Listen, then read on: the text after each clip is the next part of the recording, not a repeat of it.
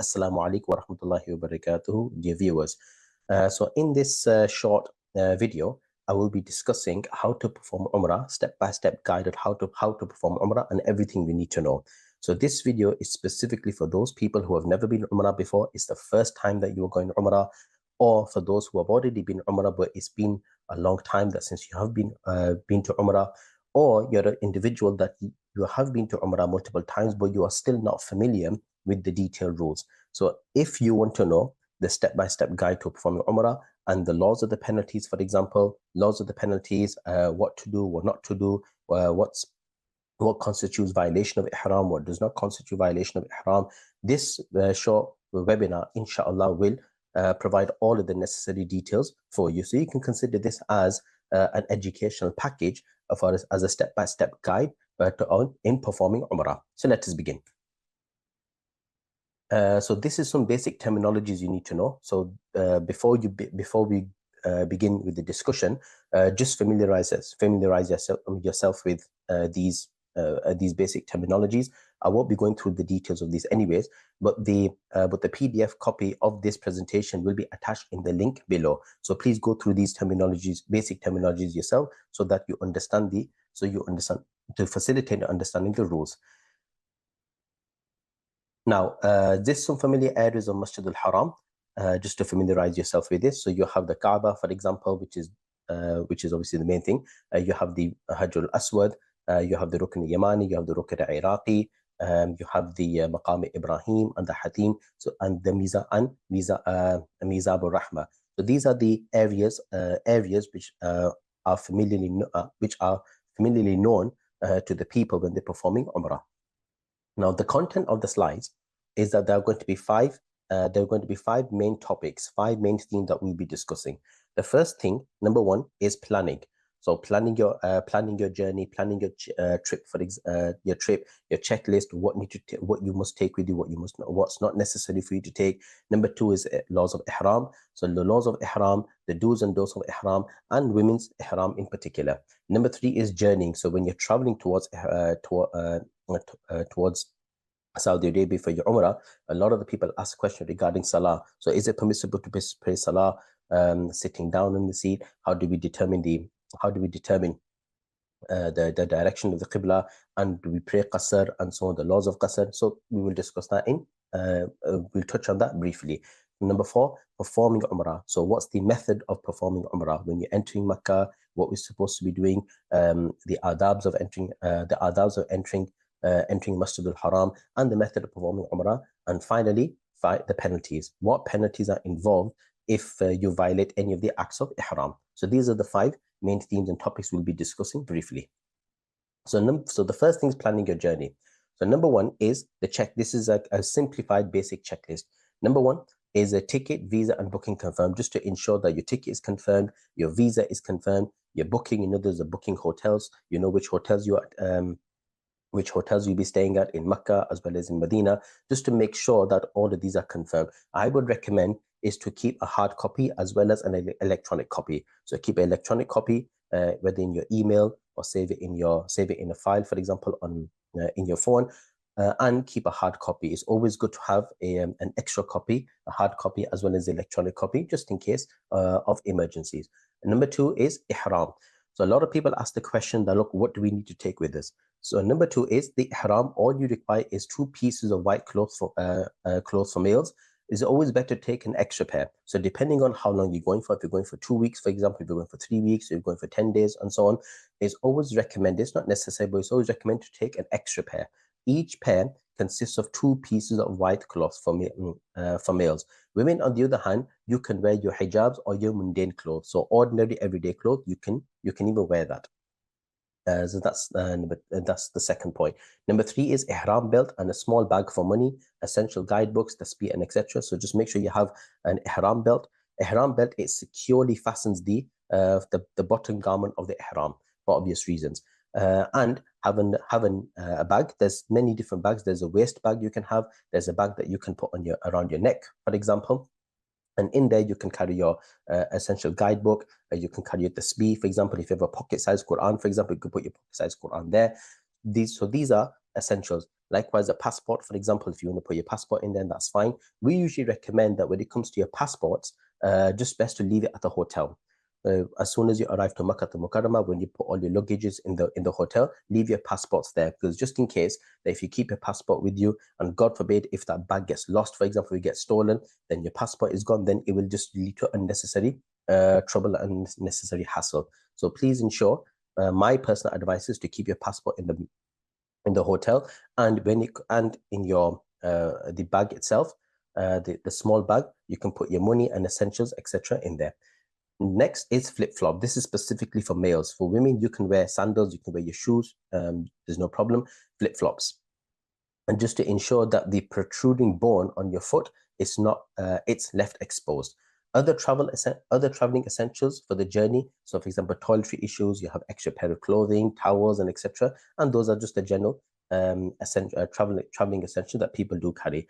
And women to plan the menstrual date. So this is a key point here, that for those sisters that will be traveling for Umrah, just to ensure that you plan your menstrual dates. If you know if there's a likelihood chance that you may be menstruating on that particular day, then maybe plan in advance. That way you travel on another date, that way you know you're going to be clean. Or if, for example, there's no other alternative and you know that you're going to travel, then you can plan accordingly when you can perform Umrah, when not performing Umrah.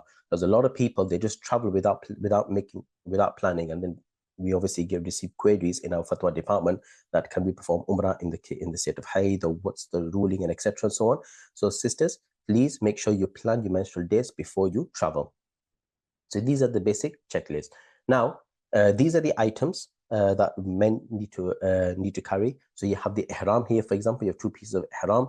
You have the Ihram belt. This is what it looks like. And when you put on the Ihram, this is what it should ideally look like. So you have the lower garment.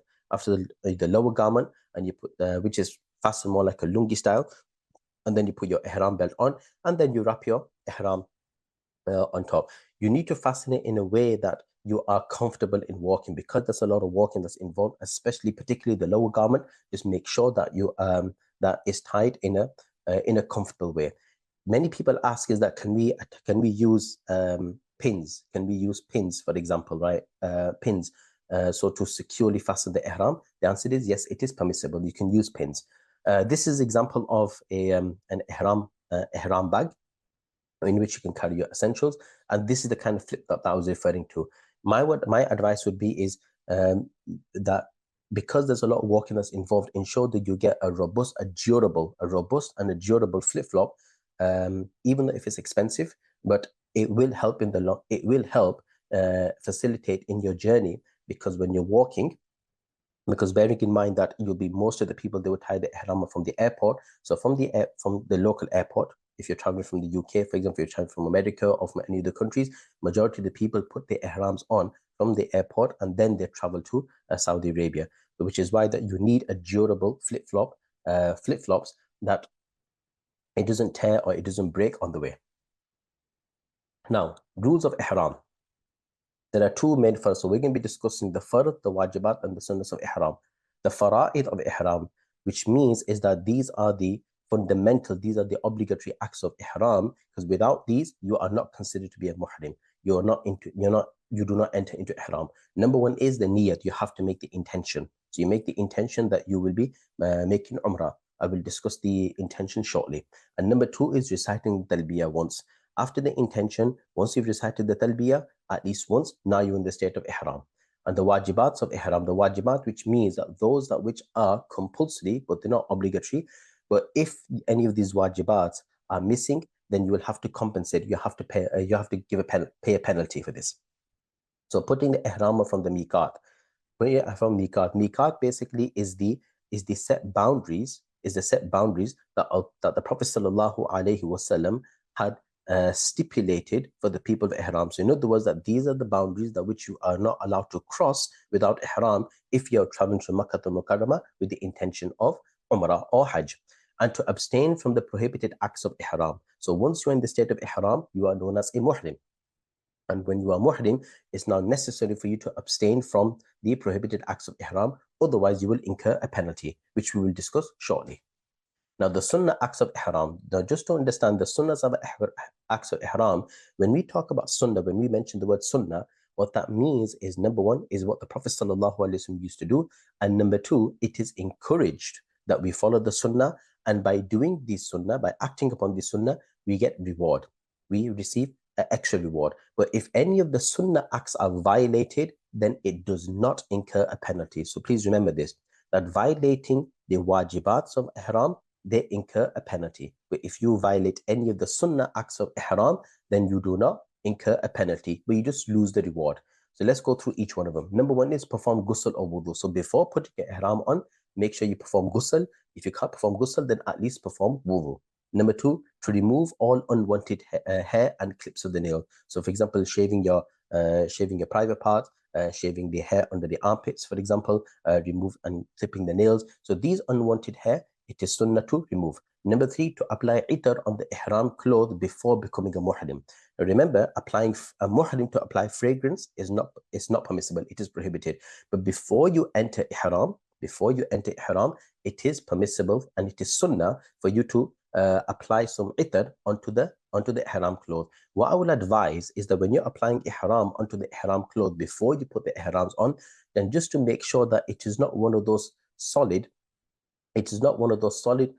forms of fragrance that leaves a mark, so leaves a stain, okay, because that could be kind of problematic. So the normal, for example, normal spray ethers, for example, or those sprays or those ethers that we put on, but you cannot see the stain in of itself. You cannot see the actual stain in of itself. As long as you cannot do that, and you just and put the itar on, then there's no harm in this, permissible. Even if after putting the itar on, after applying fragrance, if you put on the ihram and the fragrance still remains, then that does not incur a penalty, so long as there are no visible stains on the ihram clothing. And there's a hadith of Sayyidah Aisha radiallahu anha. She states herself that I scented the Prophet sallallahu alaihi wasallam. I applied perfume on the Prophet sallallahu alaihi wasallam's ihram clothing before he entered ihram. So number three is to apply itar on the ihram cloth before becoming a muhrim. Number four, to put the ihram on from one's locality. So even though a person should, it is wajib for a person to put ihram on from the boundary, but it is permissible for a person to put the ihram on, so to precede the ihram before the miqat, which is a sunnah. So put it on from your house, for example, or put it on from the local airport, etc. Number five, to perform 2 rakats of salatul ihram, not in the haram or makruh time. So just to bear in mind, is performing the 2 rakats salatul ihram. So this salatul ihram, you can make the intention of a sunnah, or you can make the intention of nafil. Both are the same. Both are the same. But just to ensure that you do not perform these 2 rakats in the haram or makruh times. The haram times basically are during sunrise, 5 to 6 minutes before the beginning time of Zuhr, and number 3, during sunset. So after Asr and just before Maghrib, and when Asr time, the actual valid time of Asr Salah ends, and just before Maghrib time, the 5-6 minutes during sunset period, these 3 are the haram times. So during sunrise, during sunset, and the zenith point, which is 6 minutes, 5 to 6 minutes before the beginning time of Zuhr. And the makruh times are basically Fajr time, before the 2 fards, before the fard and after the fard, and after Asr, the 4 fard after Asr. These are considered to be makruh times. You should not be performing the salah there. So if you're traveling and by the time you put your ihram on, it is either of these times, or for example, you just said your Asr 4 fards Asr, or if it's Fajr time, for example, then you should not perform these. Then it is makruh to perform these 2 rakat salatul ihram. Then number 6, to recite the talbiyah thrice. Reciting talbiyah once is wajib, is farz, and to recite it thrice, it is sunnah. Men to recite the talbiyah audibly, which is loud, and women to recite it quietly. Then finally, number 7, men to use 2 white sheets. They must be unstitched. Women can wear ordinary everyday clothes. If they want to wear everyday clothes, then it's permissible for them. Now, this is the basic illustration of the ihram. So if you look at the top diagram, it is for the males, for example. So this is what you can say, the full 360 degrees view of the male ihram, how it should look like. Okay, this is before, obviously, this is before you start before you begin the Umrah, obviously, before you start the Umrah, before you begin the Tawaf. So when a person, once you put on your Ihram, this is what it looks like. And as for the sisters, as for women, you can wear white. It is preferable to wear white. You do have these, now in many shops, you do Islamic shops, you have these white hijabs that stretch all the way down to the waist of the women's waist. You can wear them, or if you just want to wear normal ordinary clothes or ordinary hijab, even then that is permissible. A lot of women do ask that, is it permissible for us to wear jewelry or ornaments during ihram? The answer is yes, it is permissible. Now, this is a step-by-step guide. So what we just discussed, we discussed the fard, wajib, and the sunnah. So the step-by-step guide to putting on your ihram. So number one is performing ghusl or wudu. Then number two, put the ihram sheets on. Number three, then pray 2 rakat sunnah nafil of ihram. Pray 2 rakat sunnahs on nafil of ihram. And for this is specific for the males now, that when you're performing the 2 rakats, you keep your hat on. Okay. And then once you've prayed your salah, then you remove your hat, then make the intention. So make the intention, then remove your hat, and then begin reciting the talbiyah. So now once you recited the talbiyah, now you're in the state of ihram. Now you're in the state of ihram, and you continue reciting talbiyah until you reach Masjid al-Haram and you begin your tawaf. So as soon as you begin your tawaf, the moment that you begin your tawaf, now you stop reciting the talbiyah. You do not recite the talbiyah whilst you're doing tawaf. You recite the talbiyah since the time you put your ihram on up until you begin your first tawaf of Umrah. Now this is the intention we make. So Allahumma inni uridu al-umrata fayassirha li wa taqabbalha minni. So after you perform your 2 rakat salatul ihram, when you make the intention, this is the intention you make. If you cannot recite the Arabic, even if you just recite it in English or in your own native language, that is permissible. It says, oh Allah, I make the intention to perform an Umrah, make it easy for me and accept it from me. And this is the talbiyah, labbaik Allahumma labbaik, labbaik la sharika laka labbaik, innal hamda wa ni'mata laka wal mulk la sharika lak. So this is the talbiyah that we read.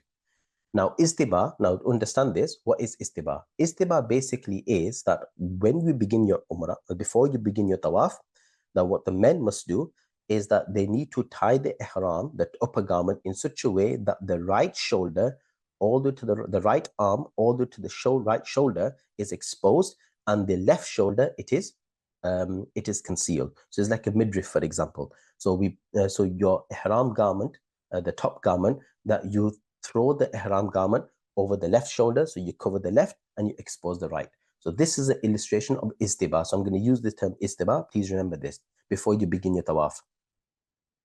Then the prohibited acts. Now the prohibited acts of ihram. So these are the don'ts basically. Number one is, once you're in the state of ihram, you are referred to as a muhrim now. So number one, abstain from sexual intercourse, because that will break your ihram. Number two is hunting. Obviously, nobody does that nowadays, but in the previous time, they used to do hunting. So hunting is not permissible. Number three, perform perfumes and scents. So you have to avoid perfumes or scents. This is crucial. Anything that has scent or fragrance in, you have to avoid. Even, for example, soaps, for example, shampoos, for example, or body wash, for example. So if you go to the bathroom, for example, if you go to the bathroom or go to the toilet to relieve yourself, and after you come out of the toilet, make sure you do not use soap, because if you use soap, then you've already incurred a penalty. So avoiding perfumes or anything that is scented or fragrance, even creams, for example, those creams that are fragrant, you should avoid them. Number four, sewn clothes. So any stitched cloth, you're not allowed to, this is for the men base. This is specific for the men, that you're not allowed to wear any stitched clothes. For example, you can't wear a jumper on top, you cannot wear a jacket, nothing like that. Number five, surma, makeups, or anything that is used for self-beautification. So anything that is for beautification or that has any kind of scent fragrance, you're not allowed to wear that during ihram. Number six, to remove the bodily hair, a clip or clipping the nails. This is not permissible. Number seven, to expose the central bone of the upper part of the feet. So the central bone, the bulging bone at the exposed part of the foot, that cannot be exposed. This is specifically for the men. For the women, you can wear sandals, you can wear shoes. That's is permissible. Number eight, not to cover the head or face. So for the men, you're not allowed to cover the head. Women obviously can cover the head and the face. Even the women cannot cover their face. So you have to leave your face exposed. However, if there's a sister that wears the niqab and she wears the niqab, so she can wear what we call those baseball cap niqabs. So you have those niqabs that's tied onto that's attached to a cap. So long as that does not touch the face, then you can wear that, inshallah. And if there's a fear that is going to touch the face, then it's best not to wear it and just keep the face exposed. But it just depends anyway on circumstances, all right? Anyways, number 9, to avoid all forms of sins and not to cause any harm to others. Now, from point 1 to point 8, they require a penalty if any of them if they are violated. Number 9 and number 10, they are just the ethical aspects of the ihram. Now, concerning the footwear, specifically for the males, what's permissible, not permissible. So the first one, it is permissible to wear, and the sandals, a lot of people ask this question about, is it permissible for men to wear these type of sandals? It is not permissible. Why? It's because the upper part, the bulging part, the foot here, when the foot is here, there's a protruding bone. All of that, including this whole area, including the ankles, all that must be exposed for the males. So which is why you cannot wear these type of sandals. However, these type of sandals, it is permissible as long as it's the right size and the protruding bone is not exposed. And these flip-flops, which are obviously you can wear. Now, the ihram of a woman must cover her head and place a piece of cloth over her face without it touching her face. Because if she wears a niqab, for example, then she needs to and if she needs to cover the face, she should cover it in the face in a way that the cloth itself does not touch her face. Number 2, she is permitted to wear any type of clothing. If she wants to wear jewelry, for example, that is permissible. A woman will recite talbiyah silently. She will not walk briskly during tawaf. She will trim the tip of her hair equivalent to a finger wrap. Now, number 3, traveling and salah. A lot of people ask this question about when it comes to praying salah. Now, the first point is a matter of differences of opinions, but this is just my own personal view. And based on the fatawas based on the Urdu fatawas that I have personally read, that when it comes to praying salah on an aeroplane, then you must stand up. You must stand up and pray salah on the plane unless genuinely excused. Okay, because remember, standing in salah, it is a fard. Okay, Allah Ta'ala says in the Quran, وَقُومُوا لِلَّهِ قَانِتِينَ, stand before Allah subhanahu wa ta'ala in obedience. Some scholars say that this ayat was revealed to emphasize the importance of standing in salah. So standing in salah is fard and established in the Quran. Okay, established in the Quran as well as in the Sunnah, which is why that the only time that you are genuinely excused from standing is due to illness, due to dizziness, or you have a leg injury. Okay, congestion is not a valid excuse. Congestion is not a valid excuse for you to sit down and pray salah. Okay, you have to stand up and pray salah. Okay, if you sit and pray without an excuse, then it must be repeated. The ulamas and the scholars do mention in the fatawas, like in Asl Fatawa, Fatah Rahimiyya, and Imdad al-Fatawa, various the fatawas, that if somebody was to sit down and pray salah without a valid excuse, then they must repeat the salah. Number 2 is pray qasr. So you're praying qasr. Every 4 rakats is reduced to 2 rakats when staying less than 15 days at a specific location. Remember, we look at different cities. So if, for example, somebody is going for Umrah for about 3 weeks, for example, then you do not take Saudi Arabia in of itself as one location. We look at multiple locations. Makkah, for example, is a different destination, and Medina is a different destination. So if, for example, somebody is traveling to, let's say, Umrah for 20 days, for example, right? And they're going to stay 10 days in Makkah and 10 days in Medina. Now, because in these respective destinations, you're staying less than 15 days, you'll pray qasr. If you're praying by yourself, that is.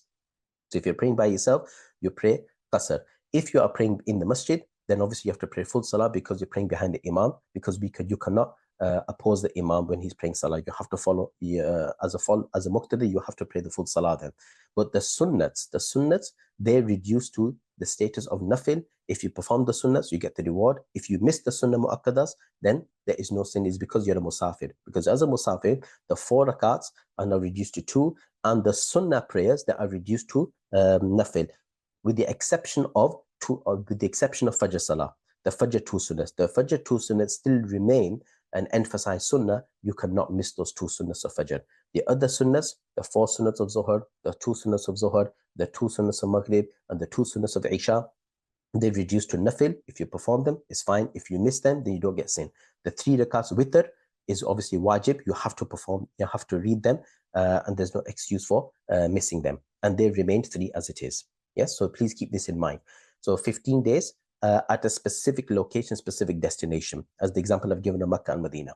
Now, must estimate the direction of Qibla before praying. So when you're on the airplane, for example, you must estimate the direction. You cannot just sit and just face whichever direction. I've seen many people that they just sit in their seat and they just face whichever direction it is, even if it's off, even though if it's off the direction, okay, even though if it's slightly deviated from the original direction. You have to estimate the direction of Qibla. Even if you are traveling towards Saudi Arabia, logically, you are facing towards Saudi anyway. So therefore, you just face towards the direction. But however, what if, for example, this is only in the case that if you are traveling direct, if you have a direct flight from London, for example, or from Manchester to Saudi. But what if, for example, you have a connective flight? You're going to go to another country first, for example, and then you're going to travel towards.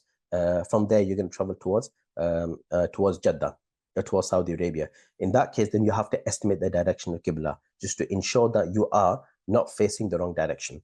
If, for example, after estimating, if you come to discover after you prayed your salah, if you come to discover that the direction was wrong, then you do not need to repeat your salah. As long as you've estimated the direction of Qibla to the best of your ability and you prayed your salah, after praying your salah, someone else notified you that this was not the direction of Qibla, the actual direction of Qibla was this, or you were off the mark, then you do not need to repeat your salah because you've already, because you've done what the Sharia had required you to do. Anyways, now ensure you don't inconvenience others when praying salah. So when you are praying salah, standing up, to ensure that you don't inconvenience others, do not inconvenience the flight attendants, attendees, do not inconvenience other people. You know, what I would advise is that just find a small place that where you can just pray your salah. And when you pray your salah, keep it short. Keep it short on your salah. In other words, don't read lengthy surahs. Just simple surahs, just so that you can finish praying your salah quickly and without inconveniencing other people. Now, performing Umrah. There are 4 main actions for Umrah. Number 1 is the Ihram, which you've already discussed, which is a fard. Number 2, then you have the Tawaf, circumambulation of the Kaaba with the intention, which is a fard. Number 3, then you have Sa'i, Safa Marwa, walking briskly between the hills of Safa Marwa, which is total 7 times, which is wajib. So doing Safa Marwa, it is wajib. And finally, halaq or qasar, which is shaving the heads or trimming the head, but at least quarter of the length. For women, only a finger wrap of hair has to be cut. So only a finger wrap. But for the men, you have to either trim the whole, if you've got long hair, for example, you trim all your hair. If you want to shave your head, you can shave your head. If somebody, for example, does not want to shave the whole head, but they only shave minimum a quarter of the head, then that's enough for your ihram to, that is sufficient for you to come out of your ihram. But otherwise, you shouldn't be shaving parts of your head anyway, right? So if you trim all of the hair equal length around, or just shave your head all around. Now, when entering Masjid al-Haram, so when we enter Masjid al-Haram, we enter from the gate of Babu Salam, because this is the Sunnah. But now, if that Babu Salam gate is closed, then you can enter through any other door. Then to continuously recite the Talbiyah, as I mentioned, you continue reciting the Talbiyah until you begin the Tawaf. To recite the following dua, Bismillah wa salatu wa salamu ala Rasulillah, Allahumma aftah li abwaba rahmatik. Then to enter with the right foot, to make dua upon sight in the Kaaba. Now, many ulamas or scholars have said that when you're entering Makkah, they usually recommend to keep your good gaze low. And as soon as you see the Kaaba for the first time, whatever dua that you make, then that will be accepted. So whatever dua you make, that dua is accepted. And just for those of you who are listening, if you do make dua, then please remember ourselves in your duas, inshallah.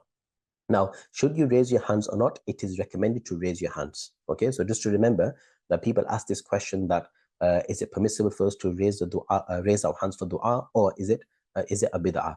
The answer to that is, it is not a bid'ah, it is permissible. So as soon as you sight the Kaaba for the first time and you raise your hands, you make dua, that is permissible. One thing I would say, that it is not necessary for a person to raise their hands and make dua every time they see the Kaaba. So when you enter Masjid al-Haram multiple times and you see the Kaaba, it is not necessary for the person to raise their hands and make dua every single time.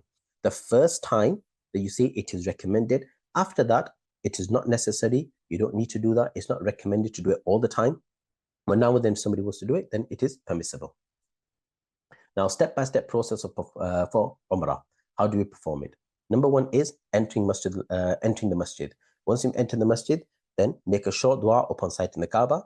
After making dua, then make the intention before tawaf. Please make sure that you make the intention while you're doing tawaf. I'm making the intention to do tawaf of Umrah for the sake of Allah. That's it. So simple intention. If you're doing a nafil tawaf, you say, I'm performing a nafil tawaf for the sake of Allah. If it's a sunnah tawaf, I'm saying, I'm performing a sunnah tawaf for the sake of Allah. Simple intention before. Then proceed towards, begin the Hajj tawaf from Hajj al-Aswad, complete all 7 rounds. You start from the Hajj al-Aswad, and then you begin completing the complete all 7 rounds. Then, after completing the tawaf, proceed towards drinking the Zamzam water. So go drink Zamzam water. You can make dua. You can face the Kaaba. You drink Zamzam water. If somebody wants to make dua, you can make a short dua. If no problem in that. Then proceed towards sa'i. Sa'i, which is running between Safa and Marwa mountain. And then after completing the Safa Marwa mountain, you remove the hair, or by shaving or trimming it. Now, familiarize yourself with this diagram. This diagram will explain to you step by step what to do. So we begin first, the starting point. The starting point is the Hajj al-Aswad. And now you're facing the Hajj al-Aswad and you're doing salam. Now you begin the tawaf. So round 1, and it says here istiba. So keep in mind of this. Istiba, initial istilam and ramal, walking briskly. Then istiba, istilam, ramal, walk in the second round. The third round is the same. And then the 4th round, istiba, islam, and normal walking. Number 5th round, istilam and normal walking. Number 6, istilam and normal walking. And number 7, istilam is normal walking. So the first 3 rounds, you walk briskly, is called ramal. That's the first 3 rounds. And the 4th, 5th, 6th, and 7th, then you just walk normally. But istiba, however, the method that I showed you, that where the right arm is fully exposed up to the shoulders, that has to remain exposed throughout all 7 rounds. Now, the rules of tawaf. The rules of tawaf, there are wajib and there are sunnah. The wajib is making intention to be in the state of purity. You have to be in the state of wudu. Okay? If you perform tawaf without wudu, then your tawaf is not valid. Otherwise, you'll have to incur a penalty. To cover the private parts, to perform tawaf whilst on foot, if one is able to do so, you cannot use, you cannot perform tawaf on a bike, for example, or any of those like rollers, whatever they call them, I'm not sure what they are, or performing tawaf on them. That's not permissible. You have to perform by foot if you're able to do so. Unless if somebody is old or they got illness, if they do on a wheelchair, then it's permissible, if they're excused. Then to begin from the right side, to do tawaf around the semicircle, which is the hatim. Then to begin from the Hajj al-Aswad, to complete all 7 rounds, to perform 2 rakats after tawaf. So after you've completed the tawaf, I forgot to mention in the diagram, sorry, that after you've completed your tawaf and you proceed towards Zamzam water, perform the 2 rakats. Perform the 2 rakats after tawaf. I forgot to mention that, okay? So to perform the 2 rakats after tawaf. And then you can proceed towards Zamzam, and then proceed towards Safa Marwa. The sunnah, now these are the sunnah acts, which again, if you violate any of these, you do not incur a penalty. Istilam of the black stone at the beginning and in between the rounds. So each round, so each tawaf that you're doing, you do istilam to the black stone. Facing the black stone during istilam, istiba for all 7 rounds. Number 4, ramal in the first 3 rounds only, which is walking briskly. Then begin tawaf from the black stone and clean from external impurities. Now, if you have external impurities, blood stains, for example, on your ihram cloth, then that does not affect your ihram. That does not affect your tawaf. Your tawaf is still valid. It's only if you are in the state of impurity. In other words, you don't have wudu. Now, performing sa'i. Now, after you've performed your tawaf, then you read your 2 rakat tawaf, tawaf, which is wajib, so you make the intention of wajib. And again, forgot to mention that just to make sure that you don't perform it in the haram or makruh times. If you're in the haram makruh times, you can wait later and then perform the tawaf, 2 rakats tawaf later on after that. Okay, so performing it immediately, it is sunnah, but you have to delay it for any particular reason. You can pray it whenever. You drink the Zamzam water. Now you proceed towards Safa Marwa. So start your sa'i, Safa Marwa, facing the Kaaba. Raise your hands as if you're making dua and say the following 3 times: Allahu Akbar, Allahu Akbar, Allahu Akbar.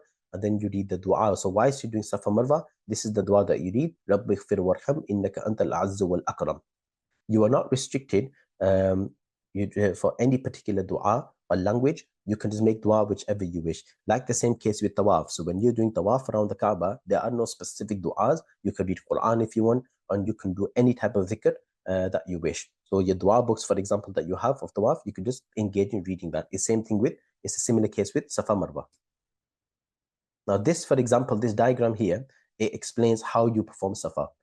So this is the first round. You start from Safa, and then so you start from Safa, and your seventh round ends with Marwa. So you've done Sa'i of Safa.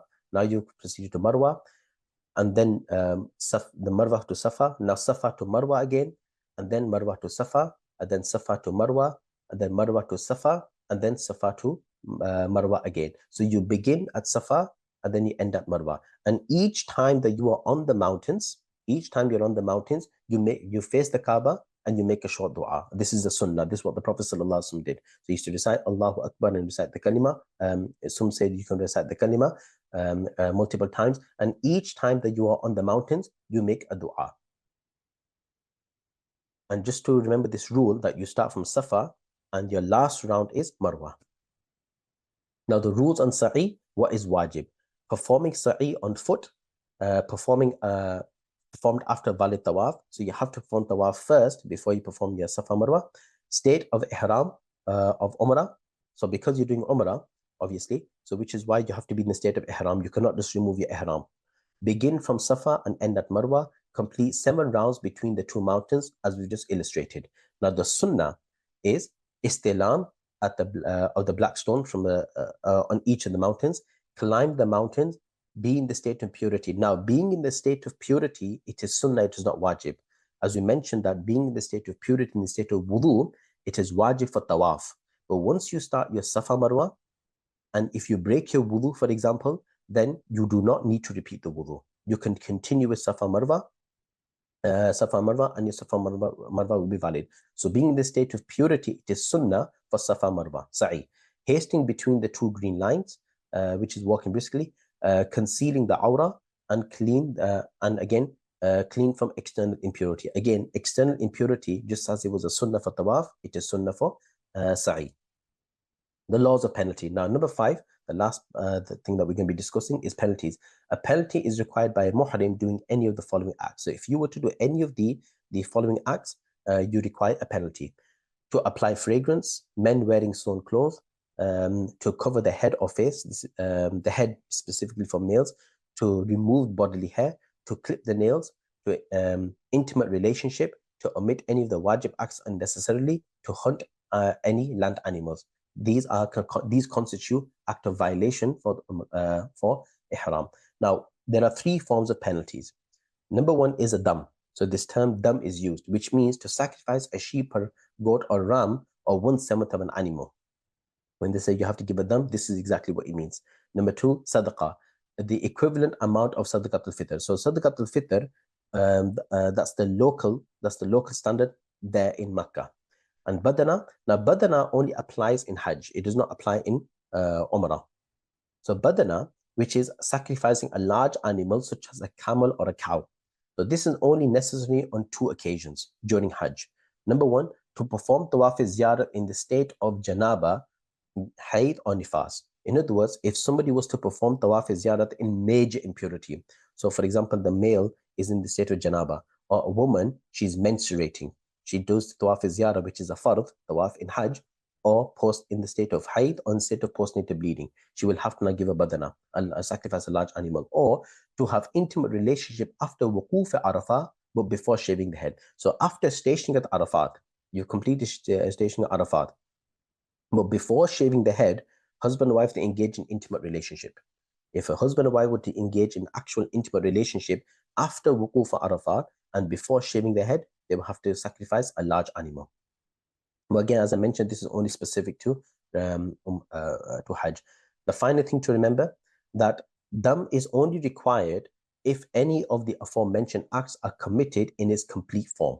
So what we discussed in the prohibited acts of ihram is, for example, to clip all of the nails of all of the fingers, to apply the fragrance on a complete limb or exceed a quarter at minimum. So for example, if somebody is using soap, so just by covering one hand or a quarter of the hand with soap, that's sufficient for them to be required to be necessary.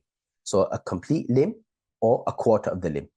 Now, if it's less than that, if they were committed but not in its complete form, then it will only require a sadaqah, for example, to clip 1 or 2 nails, to pluck 1 or 2 hairs, for example, or if somebody just applied fragrance only on the tip of the finger, for example, only a small amount, then that will constitute sadaqah.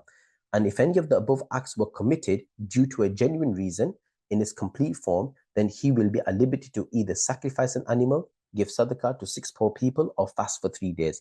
However, if it's not done in this complete form, then either fast or give sadaqah. So if it's not done in its complete form, then you either fast for 3 days or to give sadaqah. What I would recommend that these are the generic advice. But if you are unsure, I would advise in your particular cases contact a local scholar, local mufti, or you can contact us in our Darul Ifta, and inshallah we will try to, and we will respond to your query, because the laws of dam and the laws pertaining to violation of acts of ihram, they are quite detailed. They can sometimes be quite complex and complicated. This was just to provide generic advice, but otherwise, I would recommend contacting a local alim or a scholar. For example, if you're going with a group of alim, if you're going with a scholar, then that'd be really good, mashallah. If you're unsure, then you can contact a scholar. So jazakumullah khair for listening. Please don't forget to like. If you like this video, please don't forget to like, subscribe and share. Subscribe to our YouTube channel. Visit our website for weekly updates of new fatawas by myself or by the JKN Fatawa team. You can email your query to us at fatawajkn.org.uk. If you have any specific query related to this, please feel free to contact us through this email. Follow us on our social media platforms, on Facebook, JKN Fatawa, or myself. We have an Instagram. We have an Instagram account. Please follow us on our Instagram account.